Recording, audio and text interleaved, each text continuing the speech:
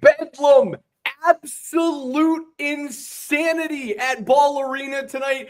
A game that was a snooze fest, an absolute snooze fest through 20 minutes, Mark Springer. You could hear a pin drop after the first period at Ball Arena tonight. It gets turned on its head. Buffalo gets yet another multi-goal lead against the Avalanche. No, it wasn't 4 this time, but it was as big as 3. They had a 2-goal lead with under 2.5 minutes to go in this game. We will get to what happened to Scott Wedgwood. We will get to the Zach Benson goal, but the Avs, with the netminder pulled, score not 1, but 2 goals, including a Jonathan Drouin one with 6 seconds to go to tie this game. And then in the 3-on-3 overtime, Devon Taves on a breakaway ends it. Another dagger in the hearts of Sabres fans. 6-5 is the final at Ball Arena in what was a sensationally entertaining game. Welcome to Between the Pipes here, Altitude Sports Radio. We're going to be going as long as we can tonight. In about 20 or 25 minutes, we're going to be joined by our Altitude 92.5 FM listeners that are going to be driving home from Ball Arena, which again, a insane and raucous environment this evening. So we're going to be going a long time, Spring. This was a game that I was ready to do like a 20-minute show on and say, hey, sometimes you just fight the puck. And then it turned into what felt like a playoff atmosphere against the worst team in the Eastern Conference. Well, yeah, I mean, early on in this game, yeah, it was a little bit of a snoozer. And then business picked up, and certainly no matter what happened in this game, and it did look like the Avs were going to lose when they went down 5-3 on Jason Zucker's second goal of the game. The former DU Pioneer actually is a hat trick for Zucker, as I'm gathering my my wits about me here as we go on right after the game ends. But no matter what happened in this game, I mean, I was going to go off on that Zach Benson goal. That was a turning point in this game. It turned out that the hockey gods spoke. Justice was served. I mean, we can get into that play whenever you want. But to me, I mean, the fact that injured Scott Wedgwood and took out his knee, and that's always scary. I mean, that looked like an ACL or something like that, hoping for the best. You never know with contact like that. But for many reasons, I just did not like that play when it results in injuring one of your goaltenders. So we'll talk about that.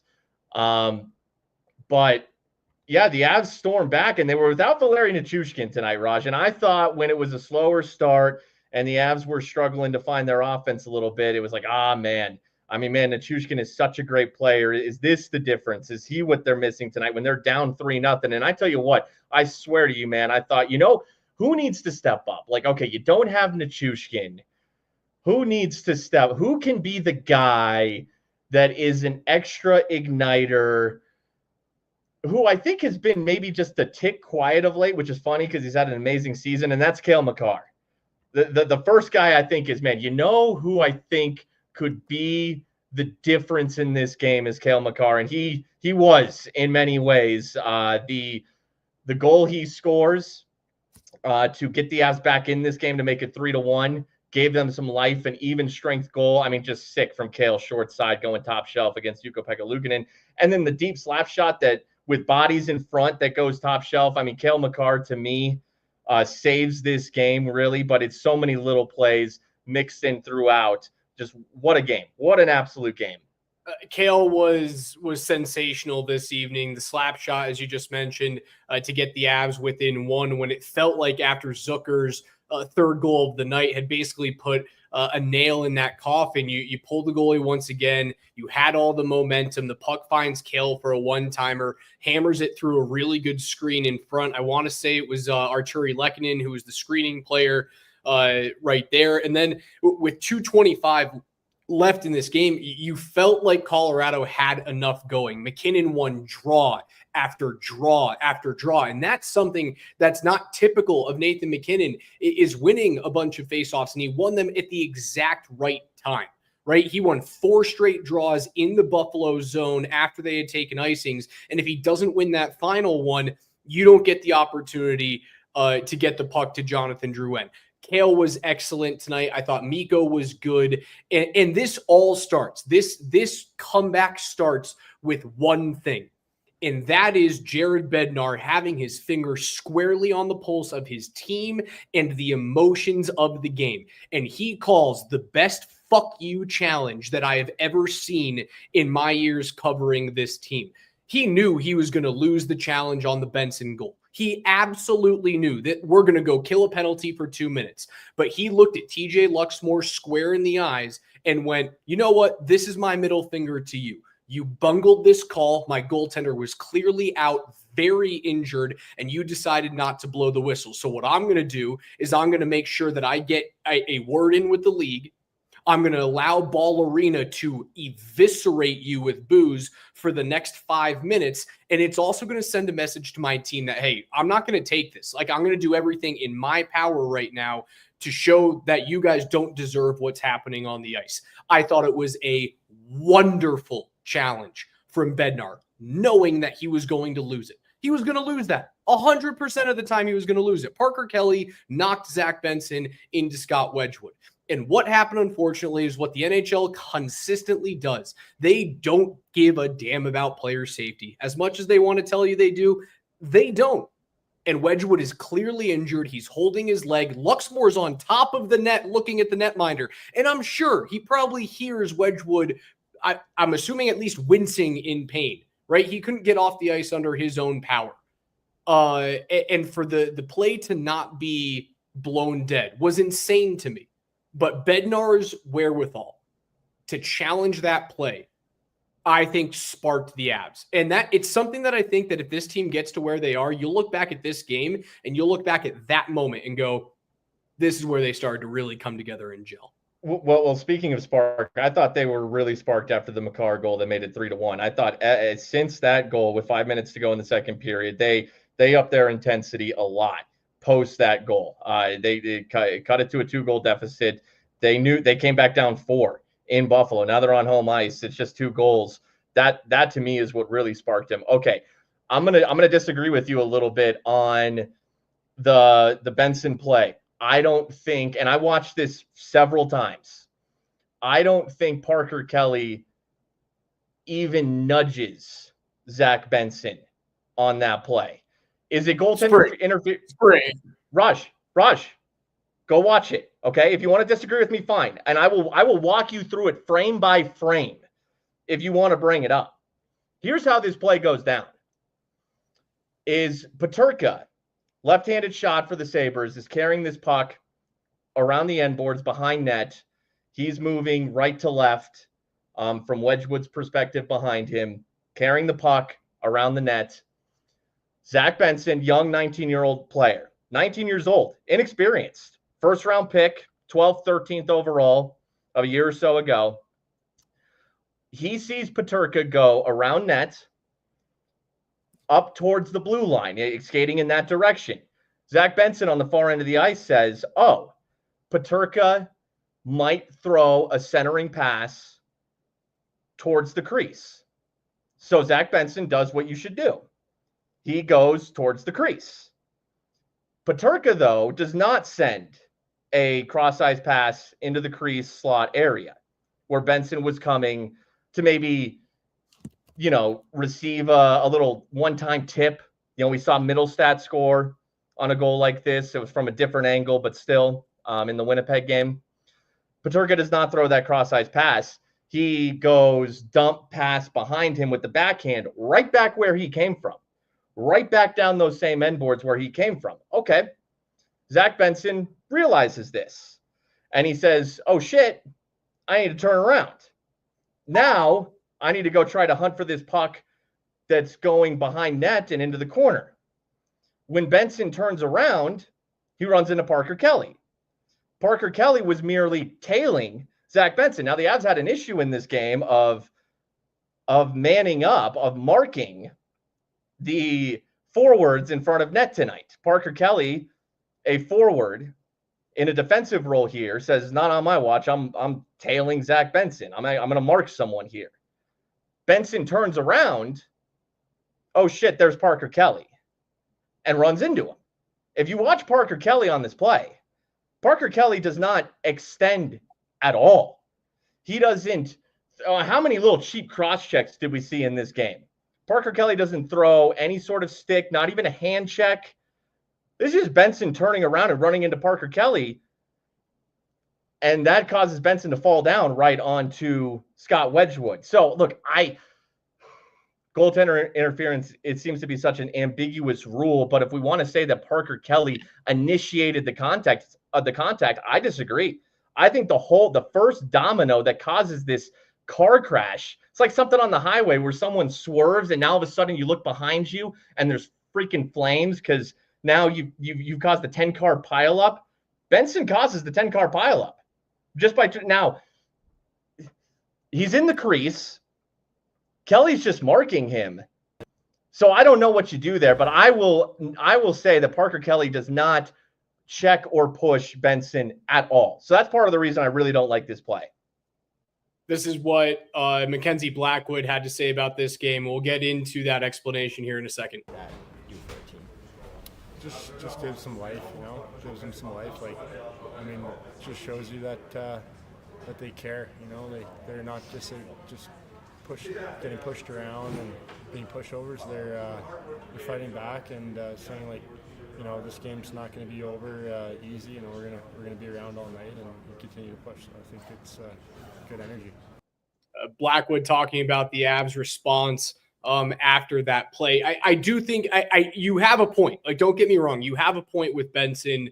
I suppose initiating the direction of the play. I've just seen it too many times where the defending player is the reason why the offensive player gets pushed in the netminder. And I thought it was, I would have called it goaltender interference. No shot, because I still believe that without Parker Kelly there, Benson does not hit the goaltender. Benson turns around, misses the netminder. Benson turns around. There's a player there. Kelly is initiating contact from behind the play and is the reason why Benson then hits his own netminder. The goaltender interference is not the issue here. The issue is the fact that TJ Luxmore didn't call the play dead. Well, but the problem there though is that we've seen many refs let plays go and not call plays dead. I remember Matt Calvert laying on, the slippery slope is, and you never see NHL players do this, but can you just go down and fake an injury when you're in an unfavorable situation to get a whistle? Well, no. So it's different for players, right? Like, players go down with injuries, and unless it looks very threatening to the immediate safety of the actual player, and I'm talking about skaters, referees don't blow that play dead until either the play is over or possession changes. But that's with skaters. Goalies are a completely different animal. We see them have equipment malfunctions, right? Where a glove comes off or a blocker comes off or a helmet strap comes loose, and then the guy loses his helmet, and then the play just gets blown dead immediately. Goalies are treated differently in this league, and big-time injuries are typically treated differently in this league. And I still think it was very clear, like, Wedgwood was in a significant amount of pain. Went down immediately, grabbed his right ankle or his right knee, whatever it was that Benson ended up rolling up on. And Luxmore was right there to quite literally hear the screams of anguish that the goaltender is letting out. It's different for goalies than it is for players. And that's where I got upset about the play. I would just say all dead. Well, I mean, just on Parker Kelly, though, you're damned if you do, you're damned if you don't. He's just tailing Benson. And, how many times do we hear, you're responsible for your own stick. You're responsible for your own body. You're responsible for your own positioning on the ice and where you've chosen to go. Where he chose to go was right in the crease.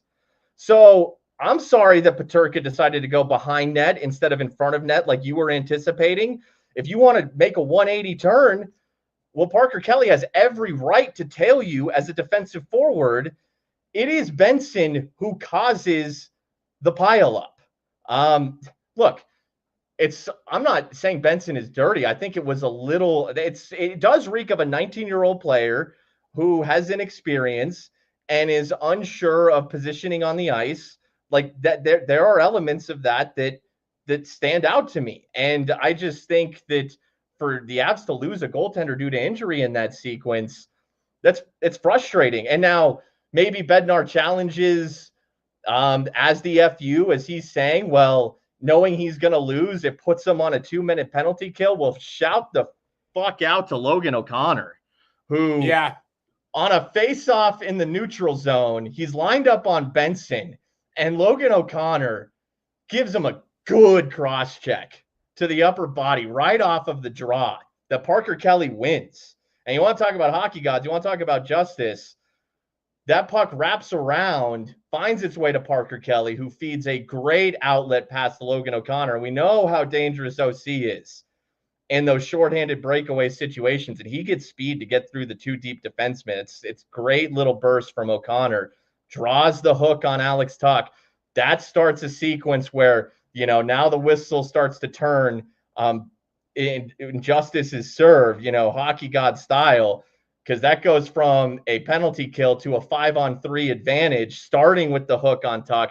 And then who should throw a pass behind net into the neutral zone that gets intercepted by Cale Makar that leads to another hooking penalty, but Bowen Byram. Bowen Byram throws an errant pass into the neutral zone that Cale Makar steals. That gets the Avs the second penalty, and then you talk the Sabres, man, and we heard it from Mackenzie Blackwood in that audio clip you played. They were physical, nasty all night. I mean, I guess that's what happens when you lose 13 in a row. They've won 3 of 4 since, but I guess there was an onus to be more physical to get over that 13-game losing streak. Freaking Connor Clifton lays a cross-check on Arturi Lehkonen in front of net, who did absolutely nothing. And Lehkonen turns around and tries to beat him up. Good for him. They call Lehkonen for roughing. That's garbage to me. You want to lay a cross-check like that for no reason, you should suffer the consequences, especially when it's little Arturi Lehkonen who's going to stand up to you. So a sequence of penalties from the Sabres. It's all, to me, just chef's kiss. You reap what you sow. Without a doubt. And you could feel the inevitable Buffalo Sabres implosion coming in this game. It's just who they are as a team this year. It feels like they've been building the right things, and they've gotten the right guy in goal, and they've got 5 or 6 top 10 picks that are currently playing on that team. Something just isn't clicking, and a lot of it might be what you said about Zach Benson. It's just a bunch of young guys who don't necessarily know how to win. And it's now happened twice against an Avalanche team that very clearly knows how to win. Devon Taves is your overtime winner. Camera glitching? That's too bad. That was the moment I got, I guess. Hopefully you got something. Love it. Put it back on. Yeah. Oh, you gotta put it back on. Come on. It's team rules. No, it's not. Yeah, it is. It is No, the it's rules. not. Everybody, dead serious. Kale's the enforcer. Thanks for playing. So obviously, awesome way to kind of come back against what seemed like a really frustrating game. How'd that kind of feel for you guys? I don't know. It shouldn't take our goalie going down for us to get a little bit of juice. But that's what it kind of took tonight for us to wake up and get going. And first two and a bit there, we were kind of a little sluggish. Gave them a little too many opportunities. And when you got to climb out of holes, it's hard to beat any team in this league. So we got to be better from the get-go. But good resiliency from the guys stepping up, and obviously we don't like our goalies getting hurt and getting touched there, so we kind of disagree with the whole thing, but we bounced back good. Down 3-0. Devon Taves not happy about having to wear the big hat as player of the game this evening, but echoing the sentiment that I think Spring and I were saying earlier is that the team was not happy about what happened. The team was not thrilled about Benson either being pushed or initiating the contact with Wedgwood, and then TJ Luxmore, the official this evening, not blowing the play dead. But that is what started the comeback for the Avs. It changed everything about the feel of the game tonight at Ball Arena. Again, Spring, I can't tell you how sleepy it was. It was a snooze fest for the first 20, 25 minutes of this game.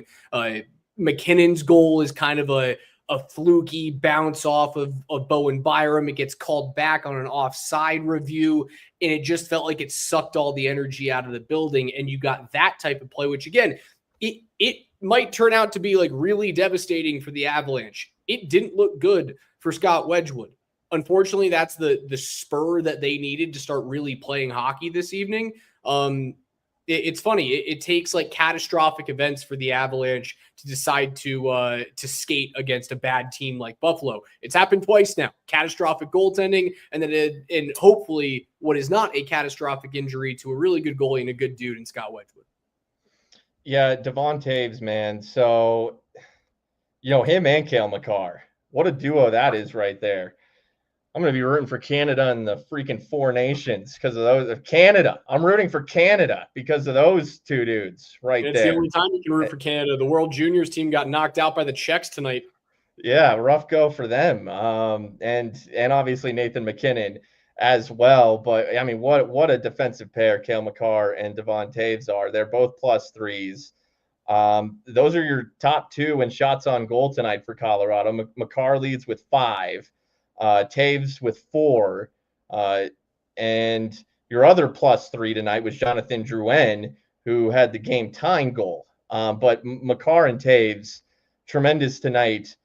Except early on the kill, they weren't great on that first power play kill. But other than that, they have good games, and Taves has had a great stretch defensively here. But until New Year's Eve, until the other night, he hadn't scored in the month of December.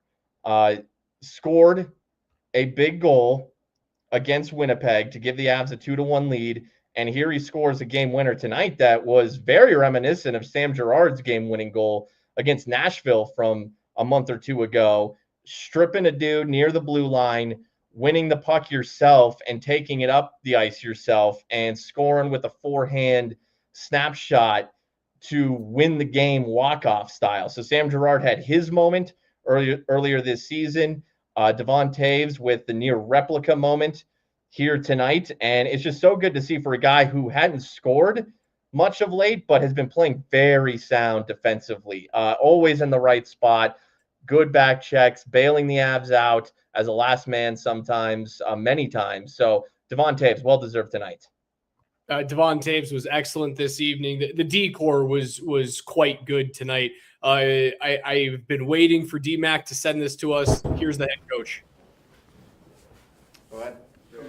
Obviously, the play with Scott kind of changed everything there. What was the explanation that you got as to why that whistle wasn't blown? The referee said it wasn't blown because we put their guy into Scott. I said, I don't give a shit. Let's go, Betsy! They're standing there. He's sitting there. He's hurt. Blow the whistle. If the puck's in the net front still and they were hacking away at it and it goes in, I'd say fine. But as soon as the puck squirts to the corner, they got to blow it dead. They do it all the time for regular players because of player safety. The rule would state that we have to touch it, but they don't follow that rule. They never follow that rule. 2 games ago, we were in the offensive zone. One of their players was down in the slot, and we were passing around, and Cale Makar's coming downhill for a one-timer, and they blow it dead. Take away a scoring chance, what could be a possible extending of a lead, and they blow it because the player's laying there hurt in a shooting lane.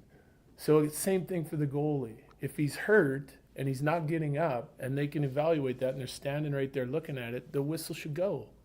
It's just that simple. It's not. Did I think it was goalie interference? No, it's not goalie interference because we bumped him in. He turned the wrong way, and we bumped into him, and he went into there our it goalie. is. But when the goalie's hurt, you blow the whistle. That's what happens all the time with players in every zone. And yeah, it happened in the first period with Mikko and Dahlin. Dahlin goes down, and they blow it dead because he's still down. It happened last game for us, and the game before that, and the game before that happens once a game, I bet you. And for them to just let it go and then allow the goal is insanity to me. It's a player safety thing. If they would have loaded up Dahlin for a one-timer for a 105-mile-an-hour slap shot, they're just going to let it fucking happen with with our goalie Oh, down he's net. on one. Can't do it. Unreal. And Dan on Twitch goes, I came here to hear this unedited. I do have more from Bednar. We'll play that in just a couple of seconds. He is pissed, and he should be pissed. And again, I think it's a wonderful admission for him to say, I didn't fucking care about this being goalie interference, because it wasn't. He literally did that to throw middle fingers at the referees tonight and to show his team that I'm not going to go down without making a statement for you. That was a phenomenal post-game presser, a masterclass in explaining exactly why he did something, what he saw, and it was bungled by the referees this year. It was sensational. Great job. Okay. If the ref's on the ice, before the play is dead, before the goal is scored, in between Wedgwood getting hurt and that goal being scored, if their determination is that Parker Kelly shoved Benson into Wedgwood, therefore they're saying like, hey, you caused it, which I disagree with, as I said earlier, then you just... Dude, I'm so fired up right now. I am so fired up right now. Then Parker Kelly better have freaking cross-checked him into oblivion. It better have been obvious that Parker Kelly clearly pushed Zach Benson into Scott Wedgwood. But as I said earlier, as I went through earlier, that is not what happened. So you're just going to let this dude ride there in pain because it was the Avs player who pushed him. Okay, fine. It was the lightest push ever if that happened, and it was obviously unintentional. You blow it dead. You blow it dead. Great. Bednar is so spot on too. That puck goes into the corner. You want to let it go as there's a net front scrum with a loose puck? Fine, let it go. But that puck goes into the corner. Now it's essentially clear. The danger, the high danger chance is clear. If player safety is what's most important to you, I don't care that you've determined that the dude's own teammate was responsible, which I think is wrong, for the sequence of events. I don't care. Scott Wedgwood is down on the ice writhing. You're spot on, Raj. You blow the whistle. The comment that he makes about like what happens if this goes up to the top of the point and Dahlin unleashes 105-mile-an-hour clapper. What if it goes on a one-time opportunity to Tage Thompson, who literally just 2 days ago fired 106-mile-an-hour one-timer, which is the fastest shot ever recorded in game in NHL history? What happens there? And then Wedgwood catches that in the side of the neck, and then you have a real big issue. Like, not only is the guy possibly injured with a lower body injury, but he can't then defend himself. That's the reason why the league calls plays dead, right? Not only for players and skaters just on the ice. They'll call plays dead when guys are injured at one point. They call plays dead for goalies because they're not able to defend themselves from pucks. And that's when you see when goalies have mask issues, when they have a loose strap or a helmet comes off or something breaks on their cage, you'll see the goalies rip the helmet off to make a very large peacocking statement of, I can't do my job. And Wedgwood wasn't able to do that because he's writhing in pain 18 inches away from the referee that should have put a damn whistle in his mouth at that point in time. And that's why Bednar was losing his mind. As much as Bedsy can lose his mind. Any other coach, and maybe if this was 20 years ago, someone's launching 12 sticks onto the ice. Like, if that's me, I'm taking the biggest fine from Gary Bettman that I possibly can have, because I know not only my players will pay that fine for me, but the management and the ownership is probably behind me 100%. It was a player safety issue. It was a goddamn joke tonight from TJ Luxmore, but Jared Bednar showed. And while he does all the time, he showed why he's one of the best head coaches in the entire league. And he did it tonight. In one little moment, he showed why if he was not the head coach of this team at some point, it would be even quicker than when Jim Montgomery was rehired this year. Bedsy would be hired within 3 days if he were to ever be ousted here in Colorado. I don't see a world in which why we get rid of him. Like, he wins games. He wins games. We told you the other day, right? The only team other than the Oilers and the Canadiens, when both teams were winning at least 3 Stanley Cup championships within a 5-year window, or 4-year window rather, the only other team other than those two dynasties in the 70s and 80s to have 4 straight years of 50 wins in a calendar year. And he's the guy at the helm. This is more from the head coach in his postgame. No, we'll get him evaluated. He's going to miss some time. Was that challenge a bit of a test? You know, you said you didn't. Yeah, it gives him another chance to do the right thing. The goal shouldn't have counted, and so, yeah, I was mad, so we just did it. Every win is still worth 2 points, but did that one feel a little better just given everything leading up to it? It felt great because our guys dug in and they got the win. Like, we needed that win and we wanted that win, and I think that play, like, everyone on the team's pissed off, and then so, you know, they dig in extra hard and make it happen. I was glad to see him get rewarded. It looks good on our guys. I thought it was an unbelievable effort, especially down the stretch. Are you surprised you got such a weak explanation from the referee? No, and listen, this isn't against the 2 refs that called the game tonight. Like it's just like, it's the inconsistency in that call. You know, like, it seems pretty common sense to me, right? Like, what are you gonna like? It's hurt the puck. He's hurt. The puck goes to the corner. He's not getting up. He's not getting up. Clearly not getting up. Just blow it dead. By the time that puck got cycled behind the net, it should have been called. You know, so like, it's when you're doing it for every other player on the ice, but you're not going to do it for the goalie. Makes no sense to me. Bedsy's post-game comments.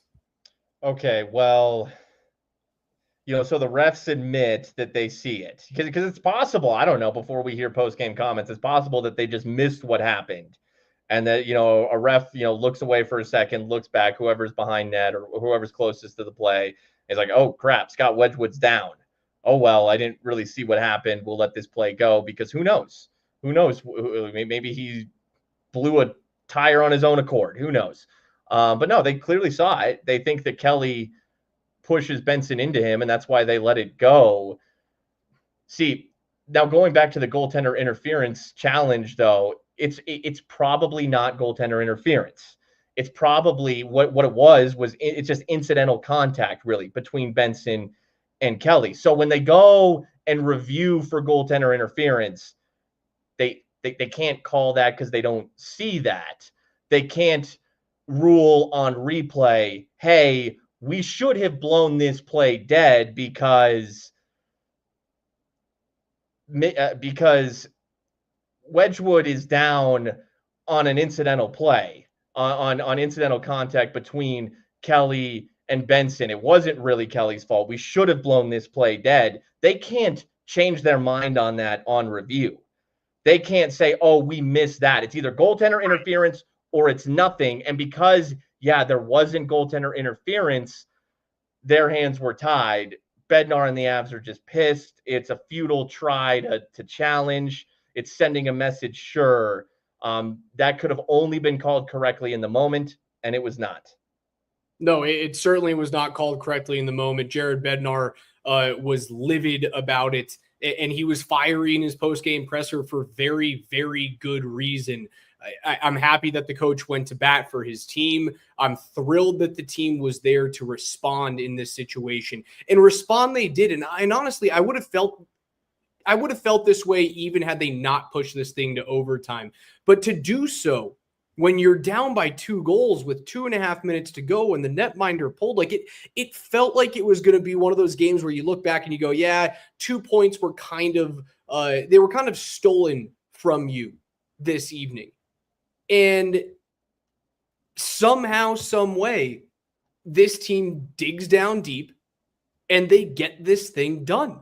It was a remarkable win. I think it will end up being a season-defining win for this team. As we welcome our audience on Altitude Sports Radio 92.5 to our digital feed as well. You can watch this on Twitch, on YouTube, on Twitter as well. And Between the Pipes, presented by our friends at Safeway with myself, Alex Ryanemi, and Mark Springer, back on 92.5 after what is the craziest Avs game of the year. We've been talking about the Bednar situation and calling the challenge, knowing that he was going to lose this thing just because he needed to spark his team. He mentioned in his post-game presser that we just played, and you just heard from Mark Bertinoli in the pregame show, Scott Wedgwood is likely going to miss some time. He could not skate off the ice under his own power. So Mackenzie Blackwood, he's going to get some run as a true number one, and you're going to have to lean on that guy.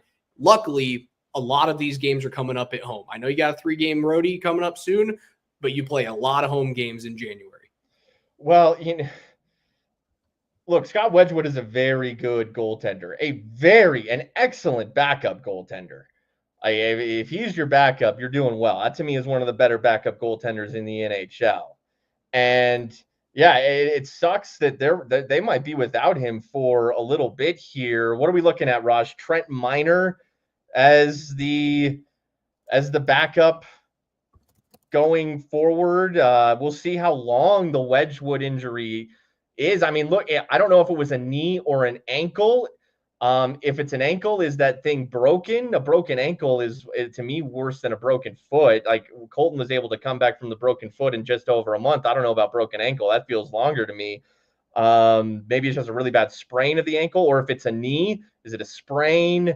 If it's a CL, whether it's A or M, that's concerning. So, I mean, that's something that we're going to keep an eye on, and everyone's going to be keeping an eye on here in the next 24 hours is, are the Avs all of a sudden in the market for another backup goaltender? But I will say this, when Wedgwood got hurt and that sequence and that Benson goal made it 4-2, when I see Mackenzie Blackwood coming on the ice, there is a part of me that's thinking, well, now you got to go against Blackwood if you're the Buffalo Sabres. And I felt good, like if the Avs could get back into this thing and send it to overtime, then now all of a sudden they have Mackenzie Blackwood back there, who I love Scott Wedgwood, but holy crap, I think Blackwood's a beast right now.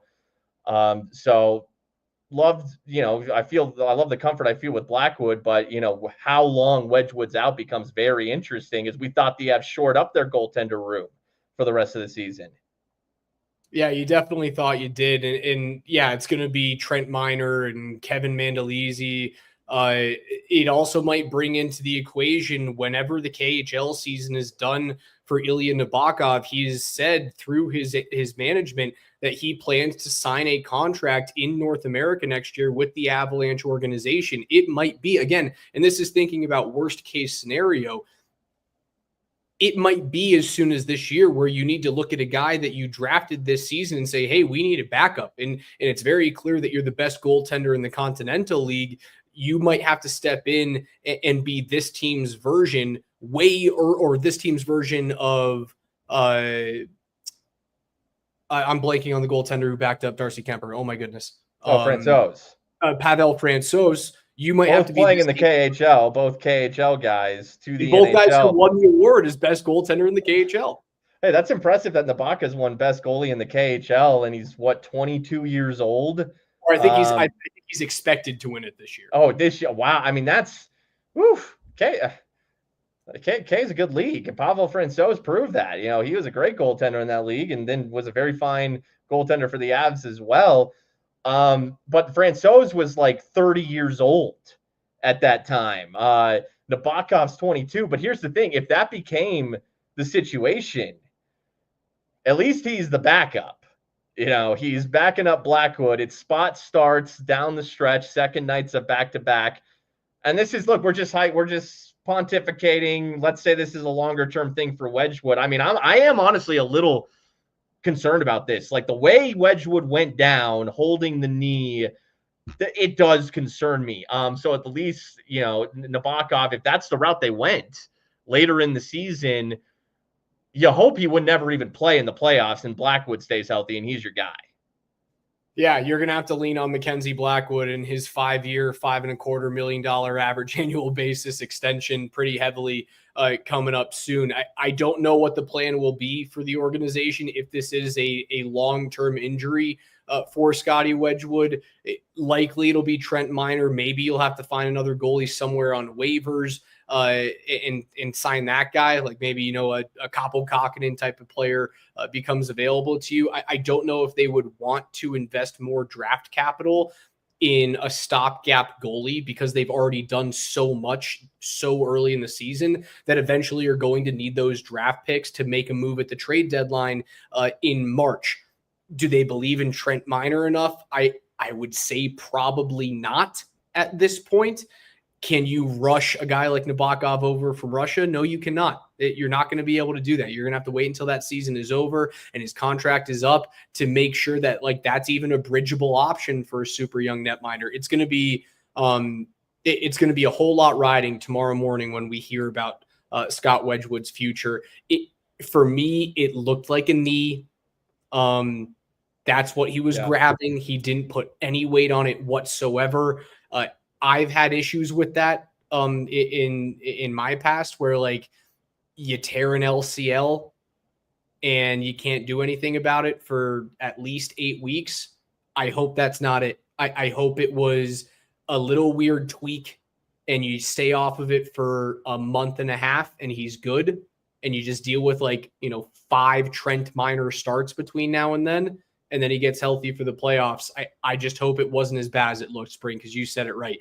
It looked really bad. Yeah, no, Zach Benson just rolled right down on that knee and it dragged Wedgwood towards the ice. And it's those awkward, in-bent knee movements that are unexpected that you hate to see those.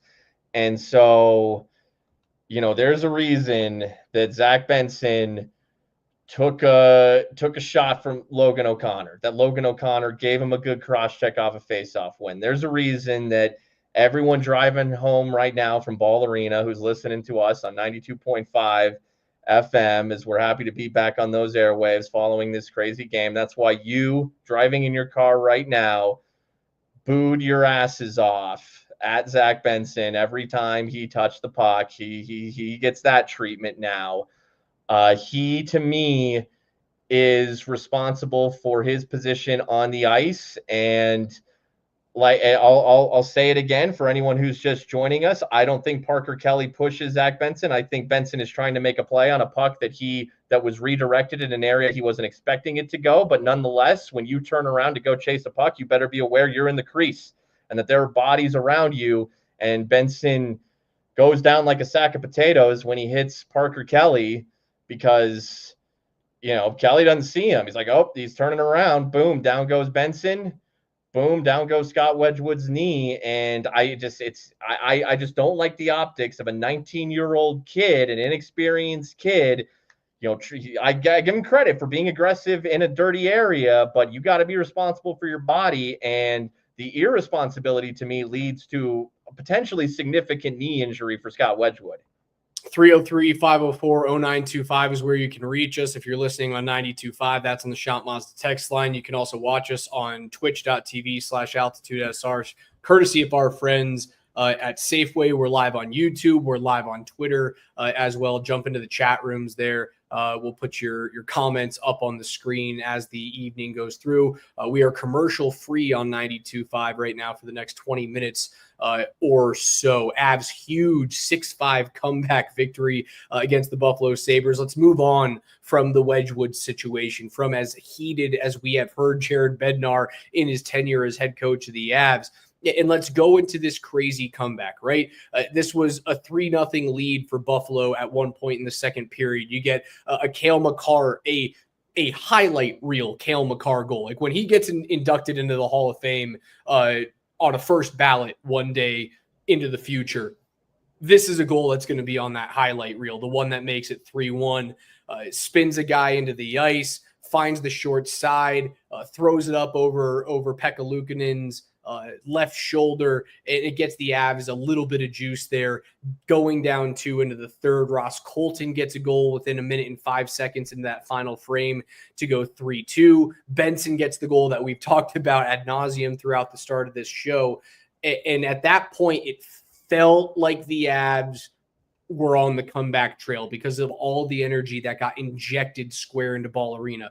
Rantanen gets a power play goal. Zucker extends the lead with a hat trick goal back to 5-3 with just 3 minutes and 51 seconds to go in the game. And when you thought they were all out of juice, who else other than Cale Makar with his 13th of the year? Slap shot from the top on a one-time opportunity, a beautiful, beautiful screen in front from Arturi Lehkonen, and then Jonathan Drouin ties the thing up on a one-time opportunity from Nathan MacKinnon with the goaltender pulled and 6 seconds to go. They love that little play spring where they go Makar or from Rantanen up to Makar, Makar down to MacKinnon, and then he bumpers out to Drouin right there in the middle for the one-time. Drouin comes back and he passes with colors. Well, the Avs have several guys who can score with nice little one-time slappers in that bumper area. Ross Colton made a living out of it in the first part of this season. Arturi Lehkonen obviously can score from there, and Jonathan Drouin can score from there. You know, they're all similar players in the fact that they're not the biggest left-handed shots. They're all forwards. They're not the biggest dudes. All three are left-handed shots. Drouin probably the least physical of the three.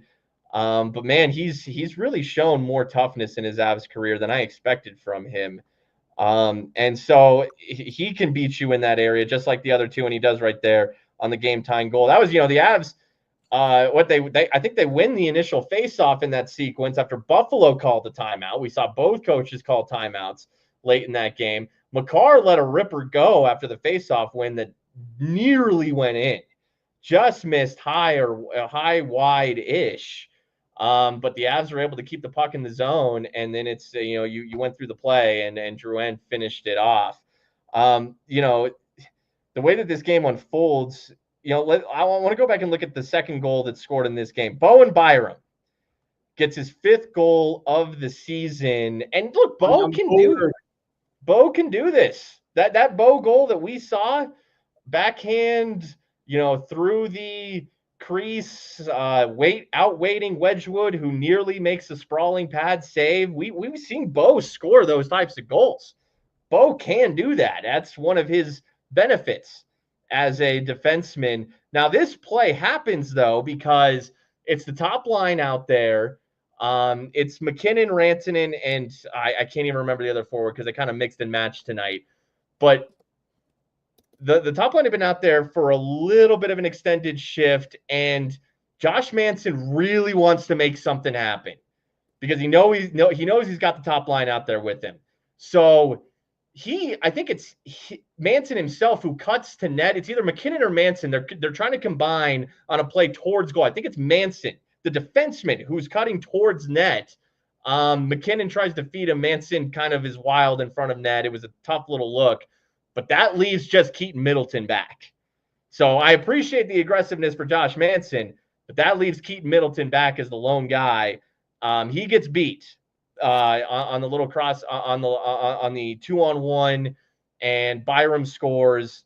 Manson also was responsible for the high stick that led to Zucker's first power play goal. So already the Avs are down 2-0, and Josh Manson kind of has his fingerprints in a way on both of those goals. Fortunately, though, Josh Manson does make nice plays on the Ross Colton goal early in the third period to kind of make up for that. But that's how Buffalo got up to that 2-0 lead right there. Manson was a warrior tonight, man. He was. He had a knee-on-knee collision, and then right after that, he took a hit where his knee kind of buckled a little bit, and then he took his lower back into the dasher right in front of the Avs bench. He battled through a lot of pain, and you could see it. You could see it on his face, man. Like he was not comfortable early on in that game after the knee-on-knee play. And for him to gut it out was big. That was actually in the back of my head before all the Wedgwood stuff happened today. Once I saw the knee-on-knee collision for Manson, I went, oh no, like he just got back and he's just healthy. And of course, you're going to have another lower body injury. Of course, that guy is going to have something happen to him. I'm kind of holding my breath for tomorrow morning with Manson because more often than not, when something happens with him, we get news like the next day. It's like, oh yeah, like remember when Manson had that hit that happened that he looked a little awkward on? Well, now it's going to keep him out 2 to 4 weeks. So I'm crossing my fingers about him tomorrow. Yeah. No, it's funny because he just had a great game. And yeah, I thought he ultimately had a good game as well tonight, but he had maybe his best game of the season against Winnipeg, finally healthy. was banged up coming off the wrist injury, and then he got banged up like 3 times tonight. No, you're right. He took a shot near the bench where his back went right into that half wall, and it looked like his back broke. He was like, Josh Manson was just eating shots tonight. But he has a play that keeps a puck in the zone on the Ross Colton goal. And then speaking of Keaton Middleton, he kind of gets caught as the lone defenseman on that Jason Zucker hat trick goal that Tage just kind of flings on net. Blackwood can't quite gather it. Zucker comes in, puts it top shelf. Middleton was that lone defenseman back. Look, he got the 2-year, contract extension. I don't think it was much money. And he's good. He's a big physical dude, but he was exposed a couple times tonight. Of the 6 Avs defensemen, he's the one you probably don't want to leave in solo situations. Yeah, you're 100% right, Spring. 100% right. Moving down the list of goals that created this wild comeback, you get the Rantanen power play goal. The power play had been kind of nibbling at the edges at the beginning of this game. They were zipping pucks around on the 5-on-3. You get to within 1. Zucker scores like a minute and 45 seconds after that. And then with the netminder pulled with 2 minutes and about 30 seconds to go, you start moving the puck and trying to find the hottest hand on the ice. And the hottest hand was from the start of this game to the end, it was Cale Makar. Every time that he had the puck on his stick, it felt dangerous. You mentioned right before the Drouin goal, Makar had another shot that just went wide over a face-off opportunity. He lasers a one-timer in with that Lehkonen screen with 2:26 to go to get you back to within 1. Games like this, and I know Buffalo's not a good team. Like, Buffalo's the worst team in the Eastern Conference. I get it. Like, they're young. They don't know how to win right now. But even wins against bad teams can catapult you toward sustained success. I think this is one of those wins. And more often than not, when you get those wins, your horses are the ones that drag you. And Cale was the guy. No, he was. And, it's funny because I said early in the show, and these are my lofty expectations for Cale, is that for me, it just felt like he hasn't had that moment of recent late vintage, in the past week or so, where he's really taken over a game, even though, he had back-to-back goals in Anaheim, at home against Seattle. He scored in both those games. But with Nichushkin out tonight, it just felt like, man, this is a night where Cale needs to be a true difference maker offensively. And he was just that. He was fantastic tonight, especially in the back half of this game. And it's funny because, Cale gets the Avs on the board first tonight. But the Avs almost got on the board before that. It had just occurred to me that, this game was almost 2-1 instead of 3-0 Buffalo when we thought Nathan MacKinnon scored on a shot, maybe more of a pass towards net front that went off of Bowen Byram's skate and past Ukko-Pekka Luukkonen. And I'm thinking, Bowen Byram's still scoring for the Avs. Haha. No, it was challenged by Buffalo for offside, and Jonathan Drouin, man, that was close. That was really close, but Jonathan Drouin was called for offside as Devon Taves is the one carrying the puck into the zone. Taves is such a patient player, maybe just a tick too patient as he kind of holds that puck on the zone entry. Drouin's trying to drag, I guess. Man, I really am a believer in beyond a shadow of a doubt. I always wonder about those blue lines, and they get scruffed up a little bit. You can see a little white, though. I suppose they probably got it right. But we damn near thought MacKinnon scored to make it 2-1. No, goal overturned. Bam, Buffalo makes it 3-0. And then Cale Makar, from that point forward, was a menace. And I know Drouin kind of took it away on that first MacKinnon goal that goes by the wayside thanks to a Lindy Ruff challenge. He taketh away on the first goal, and he's right there in the perfect spot with the goaltender pulled and 6 seconds to go on a one-time opportunity. he's a guy that you almost forgot that you were missing Drouin with that injury. He's playing on another prove-it deal at $2.5 million. He is likely, if you sign Rantanen, a guy that's probably going to be a cap casualty for this team. I don't know how Chris McFarland will fit him in if you have to sign Rantanen to a long-term deal. He's probably one of the guys that have to go unless they shake it up and they make a couple of trades in the offseason where they say, hey, we want to sign this guy to a longer term extension. He is, I don't know if he's worthy of a top 3 pick like he was selected in the McKinnon draft. But ever since he got here, he's playing as close to that value as he ever has in his career. Well, he returned at the perfect time. He was out. He returned not a moment too soon or too late, because Nichushkin left with injury in the game he returned New Year's Eve 2 nights ago against Winnipeg. If Jonathan Drouin's not back from injury, if they can't put together a true top 6, if Drouin's not back yet, I don't care if it's Kiviranta or even my guy OC, whoever you're moving up into that top 6, it's not Jonathan Drouin. Jonathan Drouin has proven he is a legit top 6, probably second line guy, but obviously he can mix in on the top line with Nathan McKinnon, and they did do that a little bit tonight. They did mix and match a little who they were rotating through that top 6, but it was a very firm top 6 in terms of the 6 bodies. Drouin, one of them, and yeah, he's been excellent. And for him in his second game back to have the timing down in a clutch moment too, that's essentially a buzzer beater. And to get a one-timer in the slot and put it where it needs to be in your second game back, when your timing might not be 100%, when your rhythm, you've been out for a month or so, and to put that thing where it needs to be, that's elite. That is elite from Jonathan Drouin.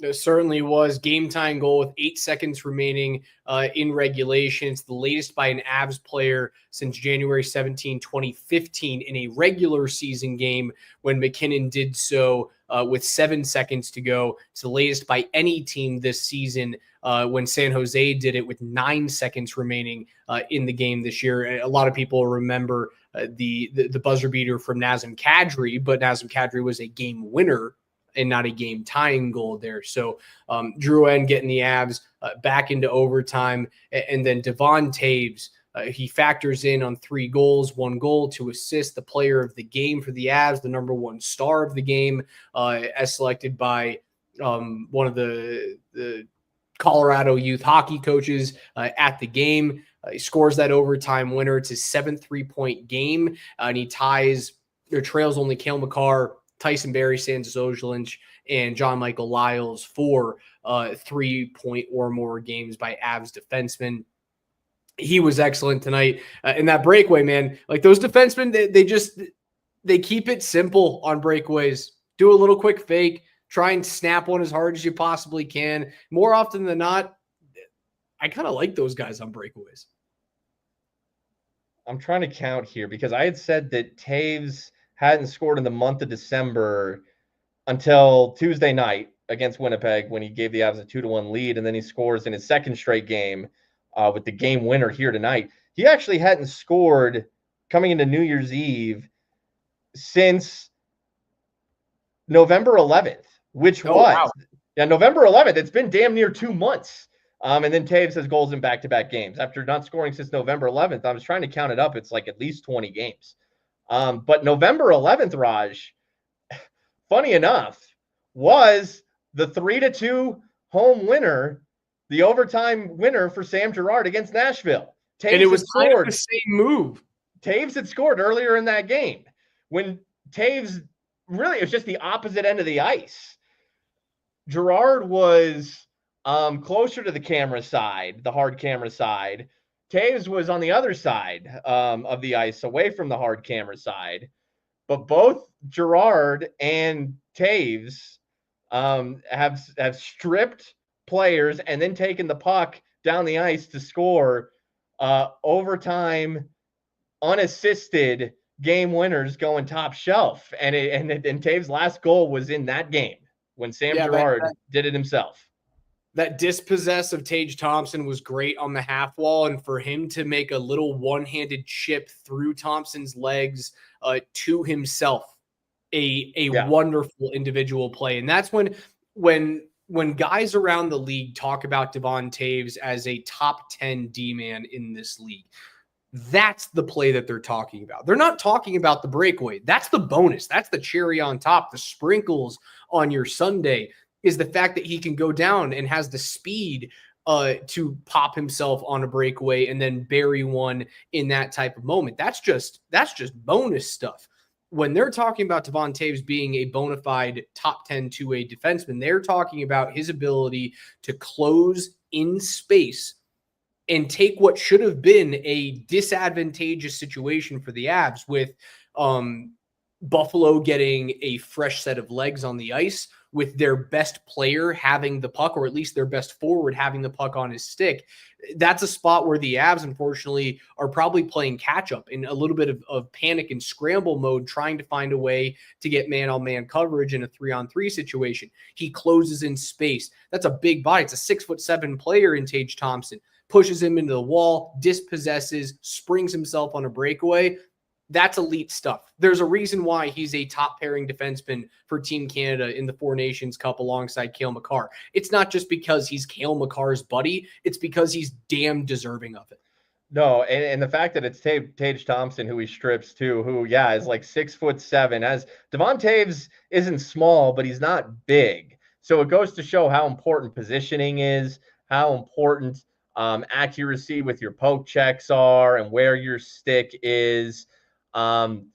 And Tage can, for being a big guy, he can move the puck and he can manipulate that puck with his stick, and he can dangle around you, and he can get around you with a combination of his size, his box out ability, and his ability to handle the puck. And so for Taves to strip Tage in that moment, it's a big time strip. And whether it's Taves or Girard, who did it earlier this season, look, both of these guys are very solid defensively. Taves a little more so, but they're both experienced. I mean, Sam Girard's, how old is Sam Girard? What, 25, 26? Taves is approaching 30 years old. And, for Girard to be, not as advanced as Taves, but he has so much experience in this league. Obviously, Taves does as well.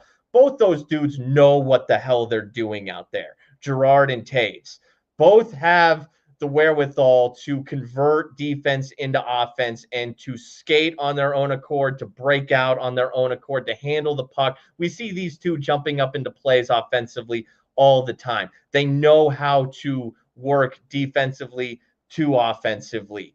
And so for both of them to have those brands of plays this season, it's no accident, okay? It's no accident. These are upper-level defensemen with an offensive knack to their game, and they're unheralded. Makar gets all the attention, but they have some of that in their game as well. And the Avs have sneaky guys on breakouts who can get you. Defensemen like Girard and Taves, and then I mentioned the Logan O'Connor shorthanded breakout from earlier in the show that draws a hooking penalty, and OC's another. Is OC a world burner? Is he anyone's all-star? No, but he is an underrated player who is good in space and on little breakaways, and all three of those dudes this season have excelled and shined in those moments. Avs come back and win 6-5 in overtime, a remarkable win for the Avs. They've now come back from 4-0 and 3-0 deficits against those Buffalo Sabres to win both games. Scott Wedgwood played in both of those. He was the guy who stopped 22 shots in relief of Alexander Georgiev for his Avs debut. He goes out with an injury this evening. It was the talk of the town here in Denver. It was the talk of the league. If you've been looking on socials the entire night, that questionable call not to kill the play when Wedgwood goes down with a very apparent injury after Zach Benson is forced into Wedgwood, or by his own accord into Wedgwood, and the goaltender wraps up. It looked like it was a knee or an ankle injury. We do not know what's going to happen with him. As we wave a fond farewell to our Altitude 92.5 listeners, we're going to wrap up there. If you're looking for more Between the Pipes coverage and you're listening on 92.5 on your radio and your drive home from the Avs and the Sabres game tonight, pop on Twitch, pop on YouTube or Twitter, and we'll be continuing our coverage of Between the Pipes presented by Safeway there. And also tune in tomorrow morning, 6 a.m. for Brett Kane, 7 to 10, Moshe Lombardi and Kane. The guys will be talking about this game, I promise, a whole bunch, and previewing the Broncos and the Chiefs. Spring, best game of the year for the Avs, without a doubt, in terms of energy. Was it the best game that they played? No. I thought they played 2 periods of kind of crap hockey.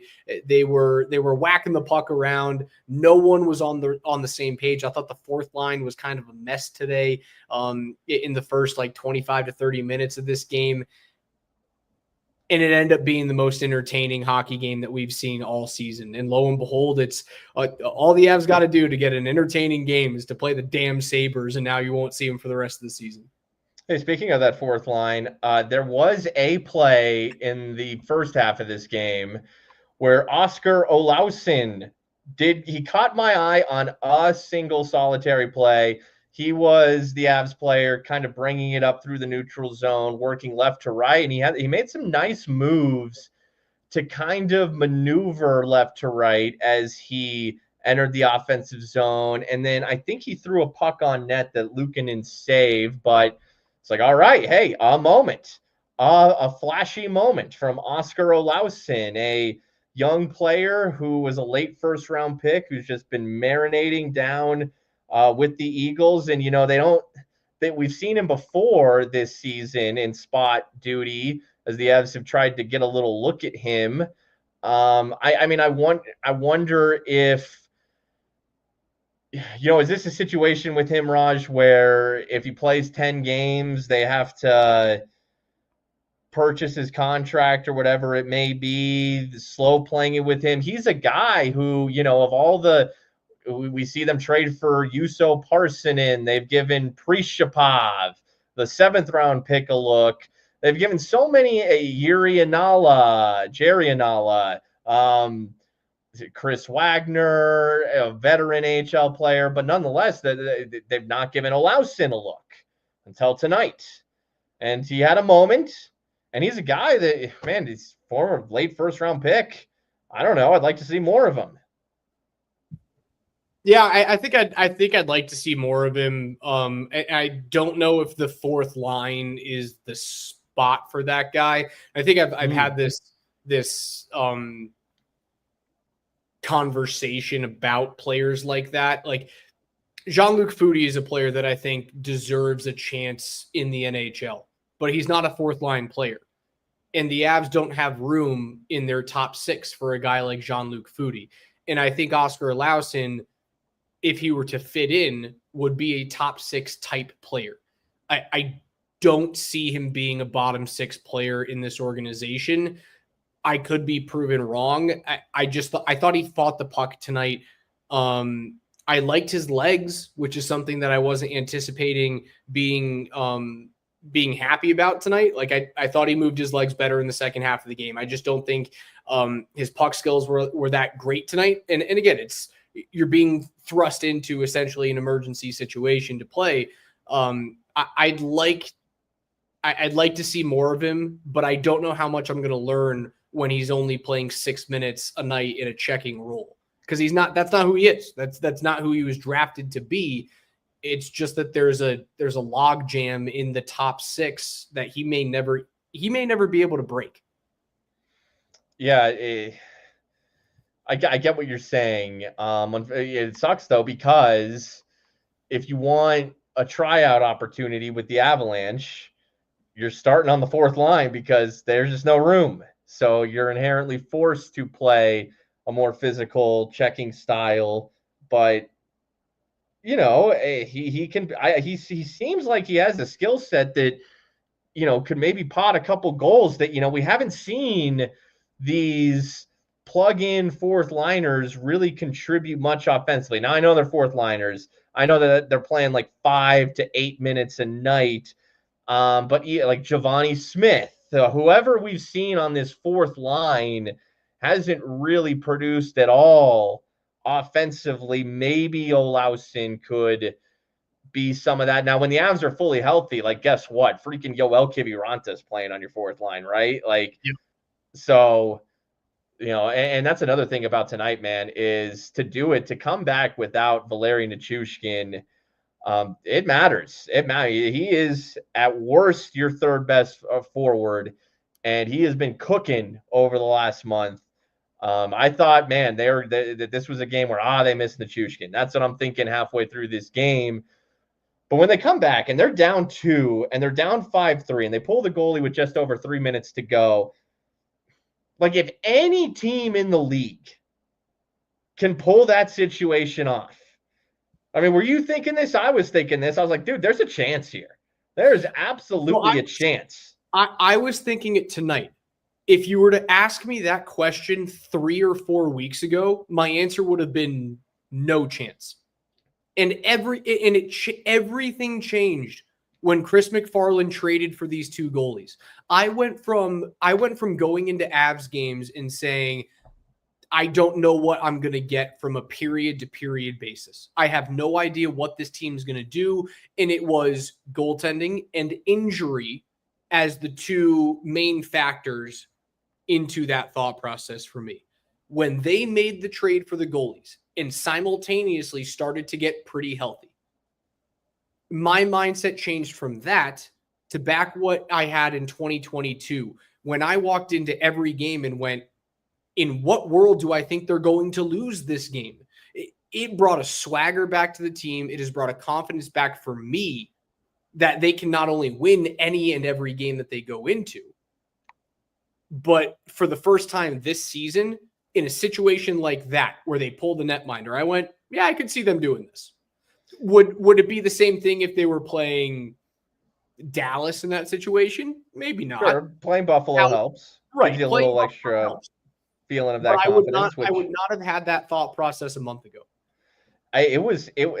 Obviously it was a great 6-on-5 because they get the 2 goals that were required. But, even if they didn't get both goals that they needed, even if they had come up just short, which they nearly did. I mean, Drouin scores how many seconds left? 8 seconds left, 7 seconds left.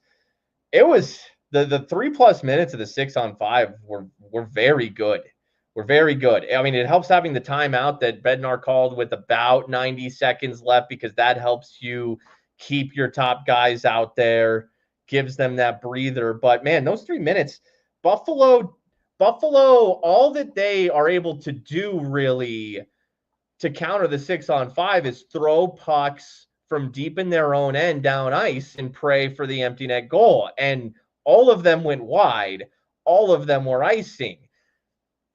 Buffalo did not get any breakout look into the neutral zone to get them any sort of a closer look at an empty netter. That's a credit to Colorado for keeping the possession in the offensive zone and not fumbling those pucks near the blue line. Anything that did get out of the blue line, they were able to go retrieve in the neutral zone or beyond very quickly. They didn't give Buffalo a single look at anything from the neutral zone onward at a true empty net look. Everything that Buffalo shot towards net was from very deep in their own end.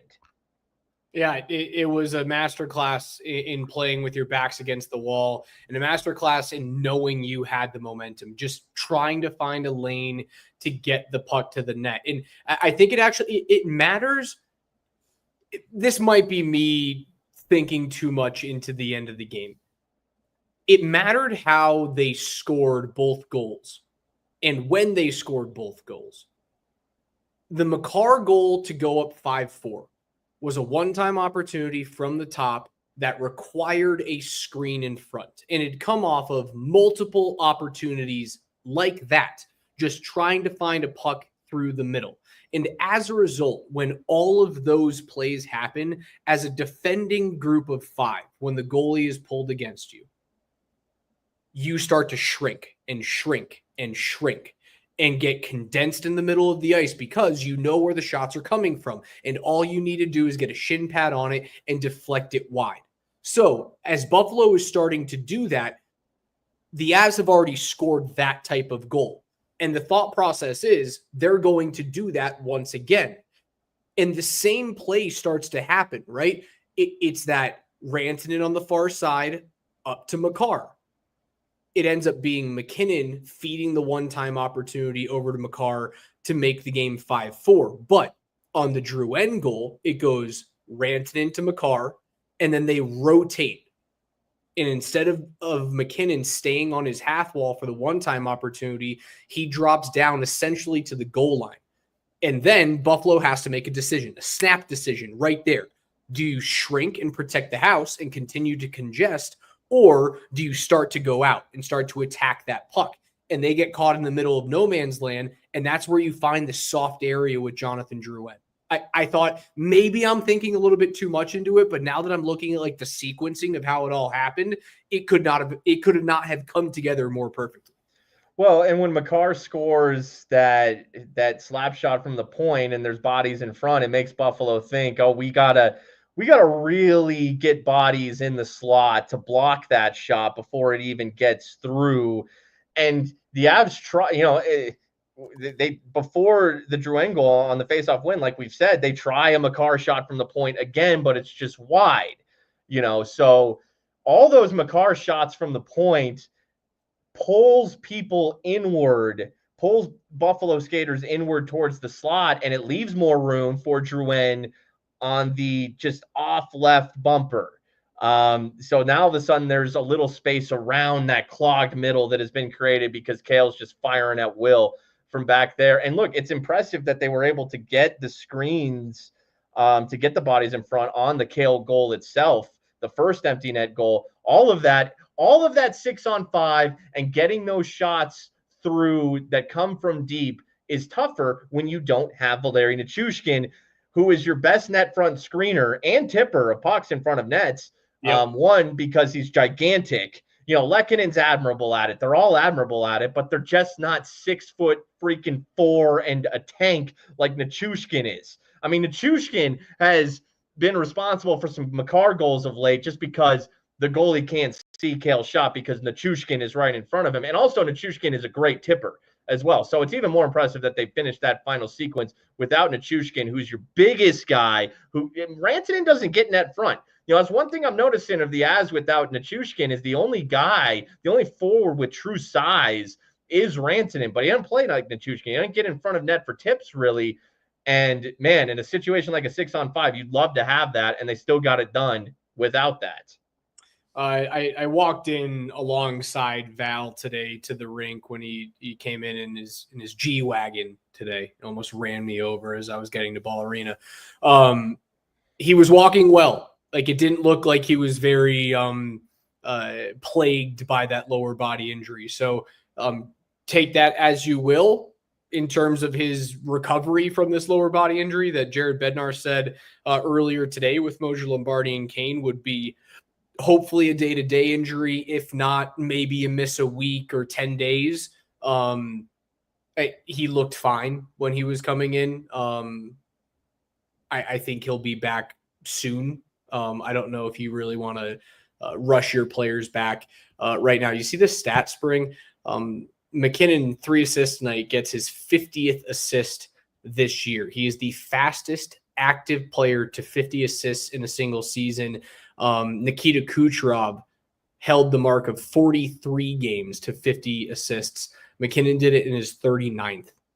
Wow, so that's of all time in a single season? Of active players in a single season.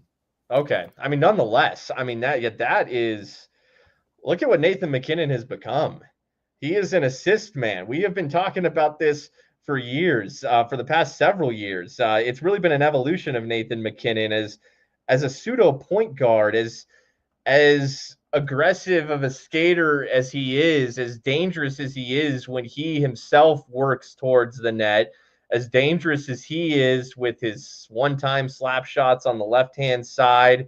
Man, one evolution of his game has been his ability to be that powerful skater, but also have his eyes up and, always scanning left to right, looking for the right pass. I mean, that's huge. That's one thing that I think, like Austin Matthews is a great goal scorer, but being that complete player, and it's a credit to Nikita Kucherov. That's why he's won a Hart Trophy.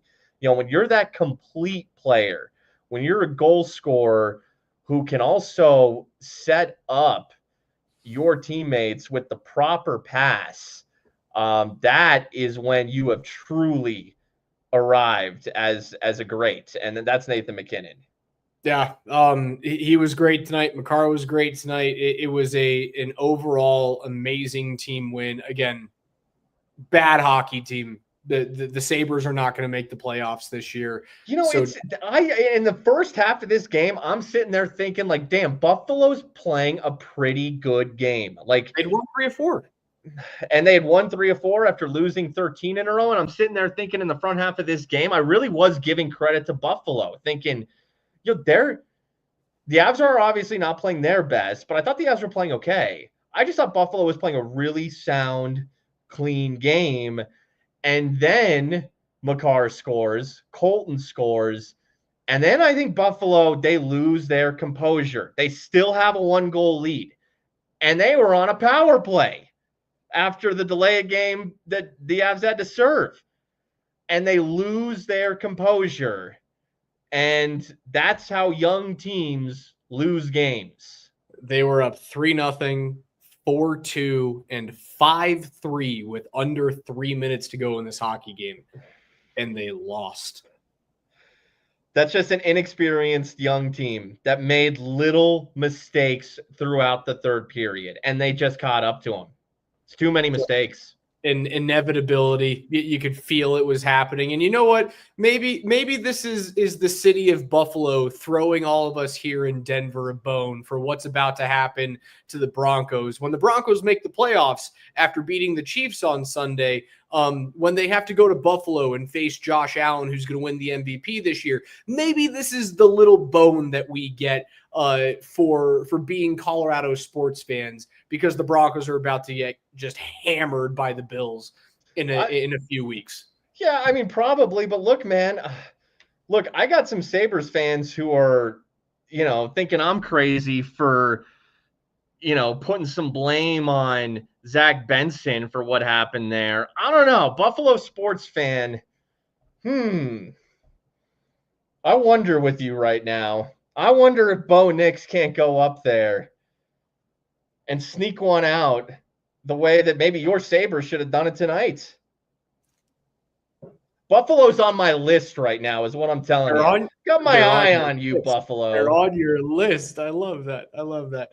Oh, all right, Spring. We've been at this for 90 minutes tonight. Might be time to call it quits after just an unbelievable Avs game. It was Bedlam. It really was. It was insanity at Ball Arena, man. It was so much fun to see. So much fun to have all of you guys reacting to what feels like a blood feud, as Maniac says on Twitch, between the Avs and the referees and the city of Buffalo and Zach Benson. An amazing fuck you challenge from Jared Bednar spurs all of this, man. And that will go, I will forever remember that challenge. A challenge that you knew you had zero chance of winning. And you went, all right, I don't give a damn. Yeah, no, and you were right to start this program, Raj, and it was confirmed, through the comments of Jared Bednar and what the referees told Jared Bednar, that they saw what happened. They thought that Parker Kelly threw Zach Benson into Scott Wedgwood. To me, it was incidental contact at worst between Benson and Kelly. And they're going to let Wedgwood writhe in pain on the ice because they thought Kelly shoved Benson into him, which they were wrong about. And you're just going to let Wedgwood writhe there while the puck has been cleared away from net. Terrible. You blow that whistle every single time. So, Raj, shout out to you for being on it right away, and Jared Bednar, and go Avs. Let's go. Amazing. On a night where the Czechia stuns Canada on home ice in Ottawa and knocks them out of the World Junior Championship. They will not medal for the second consecutive year. Somehow, some way, Canada gets knocked out. That was the craziest thing in hockey tonight, up until what happened between the Avs and the Buffalo Sabres. But that's going to do it for us tonight. For Mark Springer, for KJ Granderson and Kevin Shockey, who helped us get back onto the air tonight on 92.5 after this wild game. And our friends at Safeway, this has been Between the Pipes. I'm Alex Ryanemi. Tune in tomorrow morning on 92.5 for Brett Kane, MLK from 7 to 10, the morning sprint with myself and Coach Mike Sanford, PhD 12 to 3. You'll hear Spring On with Kreckman and Lindahl from 3 to 6 tomorrow, getting you guys ready for the Nuggets and the Spurs. That starts at 7. Everyone will be reacting to the craziness rather, as I'm falling over myself at Ball Arena tonight, and get you guys ready for the Broncos game. So again, thanks for all for listening. We'll talk to you guys in just a couple of days' time.